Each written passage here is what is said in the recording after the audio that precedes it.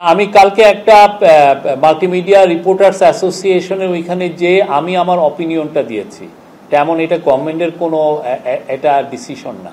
আমি মনে করি যে আমাদের বাংলাদেশের সাংবাদিকরা যে পরিমাণ রিস্ক নিয়ে কাজ করেন, যে পরিমাণ মেহনত করেন, যে পরিমাণ হোস্টাইল এনভায়রনমেন্টে কাজ করেন, তাদের সেই পরিমাণে তারা আসলে মূল্যায়িত হন না।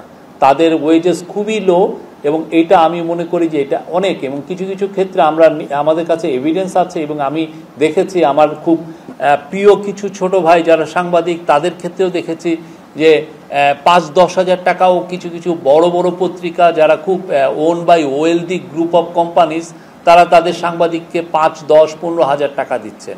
এটা তো আসলে খুবই মানে একটা ন্যাক্কারজনক বিষয়। তো আমরা চাই যে বাংলাদেশে আমি চাই, এটা আমার বিষয়, এটা পার্সোনালি আমি আমার অপিনিয়নটা বলেছি যে যারা এই যে সাংবাদিকদের যেহেতু এই রিস্কে এর মধ্যে একটা হোস্টাইল এনভায়রনমেন্টে কাজ করতে হয়, এবং তাদের অলমোস্ট সবাই 6 ডেজে উইক করেন, কারো কারো ক্ষেত্রে 7 ডেজে উইক করেন। তো সেই জন্য আমার মনে হয় যে তাদের ক্ষেত্রে ফ্লোর বেসিক মিনিমাম ওয়েজ যাতে মিনিমাম 30,000 হয়, এটা আমার পার্সোনাল অপিনিয়ন। কালকে আমি মাল্টিমিডিয়া ফোরাম অ্যাসোসিয়েশনের মিটিংয়ে আমি এটা বলেছি। আমার মনে হয় যে এটা একটা বেসিক মিনিমাম ওয়েজ।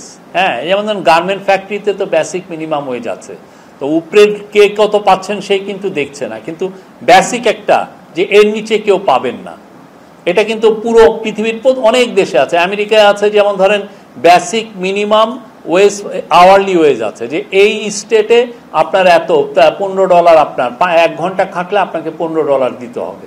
ঠিক তেমনি আমাদের ক্ষেত্রে আমার মনে হয় যে উপরে কে কত পাচ্ছেন, কোন এডিটর 20 লাখ টাকা পাচ্ছেন, 10 লাখ টাকা, সেটা আমরা দেখছি না, বাট একটা ফ্লোর ওয়েজ যাতে থাকে যে না একটা সাংবাদিক এর নিচে পাবেন না, কেননা উনি তো অনেক হোস্টাইল এনভায়রনমেন্টে কাজ করেন। আপনি দেখেন আমাদের এই জুলাই বিপ্লবে, জুলাই গণ অভ্যুত্থানে 5 জন সাংবাদিক মারা গেছেন। সেই 1971-এর পরে এই এত বেশি সাংবাদিক আমরা হারালাম, তারা শহীদ হলেন।